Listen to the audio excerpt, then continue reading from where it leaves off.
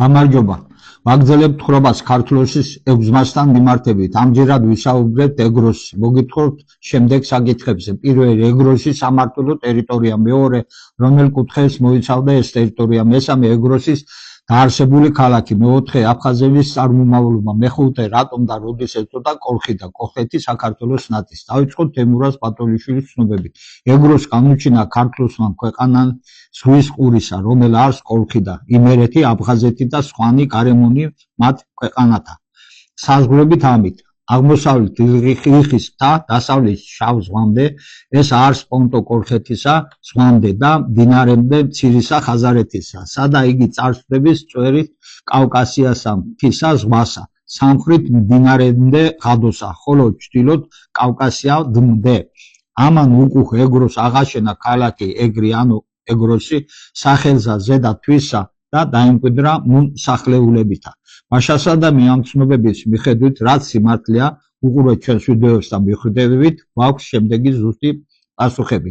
პირველი, ეგროსის სამმართველო ტერიტორია. ეგროსის სამმართველო ტერიტორიას აღმოსავლეთიდან ესაზღვრებოდა ლიხის მთა, რომელიც საზღვრავდა მცხეთოსის ტერიტორიას. ამაზე ვისაუბრებთ მცხეთოსთან მიმართებით. დასავლეთიდან შავი ზღვა, სამხრეთიდან ლიხის ქედის განშტოება, ღადოს ხეობა, ჩრდილოეთით კავკასია და ჩრდილო-დასავლეთით კი მდინარე ყუბანი, მდინარე მცირე ხაზარეთის, ანუ ის ადგილი, სადაც კავკასიის ქედის ეგრეთ წოდებული წვერი სვდება შავ ზღვას. მეორე, რომელ კუთხეს მოიცავდა ეს ტერიტორია? თანამედროვე იმერეთს, რაჭას, ლეჩხუმს, გურიას, სამეგრელოს, სვანეთს, აფხაზეთსა და აჭარის ნაწილს, რომლის დანარჩენი ტერიტორია, აჭარის მეორე ნაწილი შედიოდა ქართლოსის მმართველობაში, შემდეგ მისი შვილის მცხეთოსისა. მესამე, ეგრისის დაარსებული ქალაქი ეგროსის მიერ. თემურაზ ბატონიშვილის მითითებული არ აქვს, მაგრამ ქართლის ცხოვრებაში კითხულობთ ეგროს აღაშენა ქალაქი და უწოდა სახელი თვისი ეგრისი. მას ადგილს აქვია ბედია. სოფელ ბედია არქეოლოგიურად შეუსწავლელია. არქეოლოგიური დაწვრილების შედეგად ბედიასთან დაფიქსირებულია ადრებრინჯაოს ხანის დოლმენი. ეს არის 35 წელი 1900 ივანჩენკოს მიერ, თუმცა მისი შესწავლა და დათარიღება არ მომხდარა, მაგრამ თუ ეს მეგალითური ნაგებობა ადრებრინჯაოს ხანისაა, მაშინ ის უნდა განეკუთვნებოდეს დაახლოებით ძველი წელთაღრიცხვის 3004-2000 წლებს საქართველოში ადრებრინჯაოს ხანას, მყარ-არაქსის კულტურის შემდგომ, ანუ კავკასიაში ქართლოსთა განსახლების პერიოდს. ეს კი ეგროსიანებთან მიმართებით ქრონოლოგიურად სრულიად თავსებადია, რაც იმაზე მიუთითებს, რომ ბედიის ტერიტორია შესაბამისი პერიოდისთვის დასახლებული ყოფილა. ამიტომ ჩვენ არ ვარყოფთ ამ ცნობებს, რადგან კვლევების შემდგომ, რომელიც შეეხებოდა ქუთაისს, გადავიხარეთ ბედიისკენ. ქუთაისის ტერიტორია მოიცავდა დაახლოებით ძველი წელთაღრიცხვის მე-15 საუკუნეს. 3500 წლოვან უწყვეტ ისტორიას და ის ოქროს საწმისის დროისთვის იყო კოლხეთის დედაქალაქი, თუმცა ეს სახელდებაც პირობითია, რადგან იმ ეპოქაში კოლხეთი არ არსებობდა. იყო ქვემო ივერია. ის წარმოადგენდა ერთიანი ქართული სახელმწიფოს ტერიტორიას. მმართველი მამასახლისის ოტია უტიასი, ხოლო ამ ერთიანი სახელმწიფოს დედაქალაქი იყო მცხეთა. ხოლო ქუთაისი ძველი წელთაღრიცხვის მე-7-6 საუკუნეებიდან ფიქსირდება ისტორიულ წყაროებში როგორც კოლხეთის დედაქალაქი. ეს ის პერიოდია, როცა დაიწყო პონტური სტეპებიდან სხვადასხვა ტომების შემოსევები კავკასიაში, როგორც ჩრდილოეთში, მერე ასევე სამხრეთში. მეოთხე, ახლა აფხაზების წარმომავლობა. საბჭოთა ეპოქაში ამ საკითხთან დაკავშირებით სხვადასხვა შეხედულება არსებობდა, თუმცა თითქმის ყველა თანხმდებოდა იმაზე, რომ აფხაზები საქართველოს ტერიტორიაზე გამოჩნდნენ ახალი წელთაღრიცხვის პირველ საუკუნეში. ზოგიერთი ისტორიკოსის აზრით, მათი წინაპრები კი ძველი წელთაღრიცხვის მე-13 საუკუნეში. სამეცნიერო ინფორმაცია. მიუხედავად იმისა, რომ აფხაზები ძირითადად იგვივდებიან აბაზინებთან, რომლებიც ითვლებიან მათ წინაპრებად, აბაზინებს მაინც აქვთ ძლიერი გამორჩეული თვითიდენტობა. აბაზინების ხალხი ტრადიციულად ორ ძირითად ისტორიულად განსხვავებულ შტოდ იყოფა. ტაპანტა და ისტორიულად ცხოვრობდა ბესლენისა და აბარდორ ტომებს შორის და აშხარუა, შკარუა იგივე ისტორიულად უფრო დასავლეთით ცხოვრობდნენ. ახლა რაც შეეხება აფხაზებს, ისევ თემურაზ ბატონიშვილი. აფხაზ ანუ აფხაზოს ნათესავთ მთავარი ეკნა საკუთრად აფხაზთა ერთა, ვინაითგან აფხაზი იყო გმირი ვინმე შვილთაგანი ეგროსის და რომელიცა ნათესავ მთავარ ექმნა ერსა მას და სახელთა მისითა იწოდნენ აფხაზ.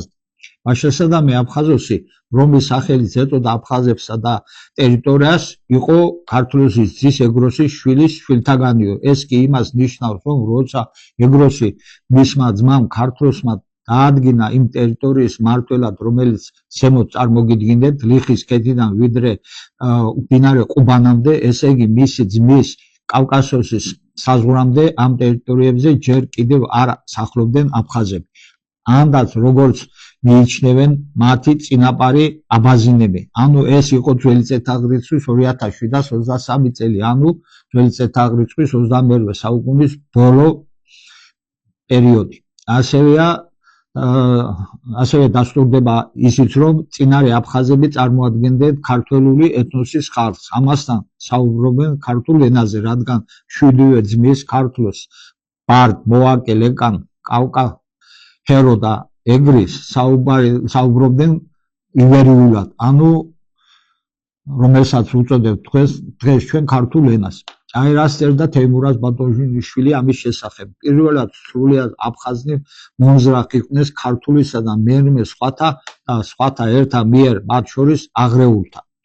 ესე იგი უძველესწავე შინა დროთა ხაზართა, უნთა, ალანთა და სხვათა ნათესავ მათ შორის აღრევამან შერივნეს ენანი მათნი და ქართულისაცა ენისა მომლაპარაკე იყვნენ და წიგს ქართულსა ხმარობდეს, ხოლო შემდგომად დაივიწყეს ქართული, ცილეთაღა მათგანთა უწყიან ქართული. გვერდი 35. მაშასადამე ძველი წელთაღრიცხვის მეორე 1000 წლის დასაწყისიდან ეგრეთ წოდებული პონტური სტეპის მხრიდან, რომელიც წარმოადგენდა ჩრდილო კავკასიის მომიჯნავე ცელ ტერიტორიას კასპიის ზღვიდან ვიდრე შავ ზღვამდე, მნიშვნელოვანი შემოსევები განიცადა აღმოსავლეთიდან დაძრული ხალხის მიერ კავკასიამ. ამასთან ამავე არეალში ჩამოყალიბებული ეთნოსების მხრიდანაც, რომლებიც სტეპებიდან ხეობების მეშვეობით აღწევდნენ ჩრდილო კავკასიის მთიანეთში განსახლებულ კავკასიოსის და ლეკორქის ხალხამდე.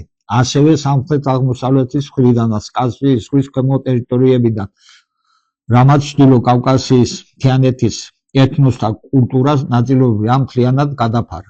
რა მოხდა შემდეგ ეპოქებში? თეიმურაზ ბატონიშვილის წელთა დასამართიდან სოფლისგან ბერძნულთა რიცხვითა 3055, ხოლო რომაულთა იულიუსის რიცხვთა 3060, ქართულსა ქრონიკონსა მერვისა მოქცევისა 227 მას ჟამსა შინა განძლიერდეს ხაზარი და უწყეს ბრძოლად ნათესავსა, ლეკთასა და კავკასიოსისათან.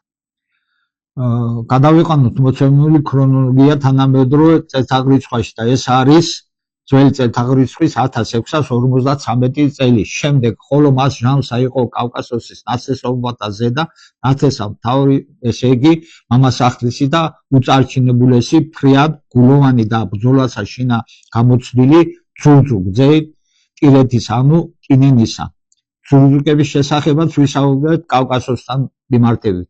ამან აუწყა 6-ვე ნათესავთა მათ ივერიისათა და მოიწივნა შველად. გვერდი 69. მაშასადამე ძველი წელთაღრიცხვის 1653 წლისთვის, ანუ ძველი წელთაღრიცხვის მე-17 საუკუნის მერვე დასასრულისში, საქართველოს ქართლოსიანთა ერთიანი სახელმწიფოა და ნათესაური კავშირი 7 ძმათა, რომელიც ზემოთ ჩამოთვალეთ, ჯერ ისევ ურღვევია. ვინ იყო ხაზარებად წოდებული ხალხი?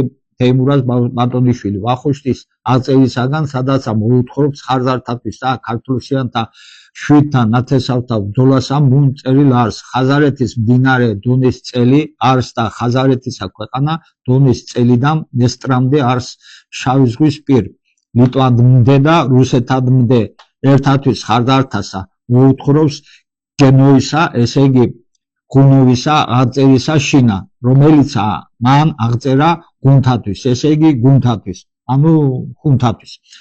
ხაზანი არიან წინაპარნი აწინდელთა ყირყიზთანი და მუნ გარემოთა, რომელნიცა მრავალთაგვარად განიყოფებიან. ბიზანტიელი ისტორიკოსნი უწოდებენ მეფეთა ამათა ხაჟანად, ხოლო აზნაურთა ეხათა ჩვენი განმარტება.